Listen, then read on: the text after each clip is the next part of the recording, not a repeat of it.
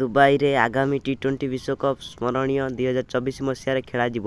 ତେବେ ୱେଷ୍ଟଇଣ୍ଡିଜ ଓ ଆମେରିକାର ଖେଳାଯିବାକୁ ଏହି ଟି20 ବିଶ୍ୱକପ୍ ପୂର୍ବରୁ ଫଟାଫଟ ଫର୍ମାଟ୍ ପରିବର୍ତ୍ତନ ହୋଇଛି।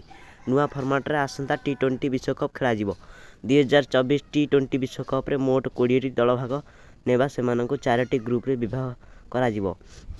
ପ୍ରତି ଗ୍ରୁପ୍ରେ 5ଟି ଲେଖାଏଁ ଦଳର ରହିବା। ପ୍ରଥମ ରାଉଣ୍ଡରେ ପ୍ରଥମ ସୁପର 8 ମୁକାବିଲା ଆରମ୍ଭ ହେବ।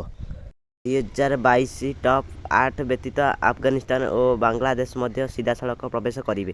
ସେହିପରି ଆମେରିକା ଓ ୱେଷ୍ଟଇଣ୍ଡିଜ ଏହି ବିଶ୍ୱକପ୍ ଆୟୋଜନ କରିବେ। ତେଣୁ ତାଙ୍କୁ ବି ଏଥିରେ ସିଧା ଏଣ୍ଟ୍ରି ମିଳିବ। କହିବାକୁ ଗଲେ 2024 ବିଶ୍ୱକପ୍ ପାଇଁ 12 ଟିମ୍ ପ୍ରସ୍ତୁତ ହୋଇଅଛି।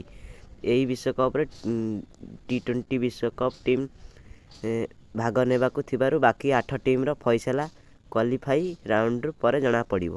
ଜୟ ଜଗନ୍ନାଥ। Subscribe my channel.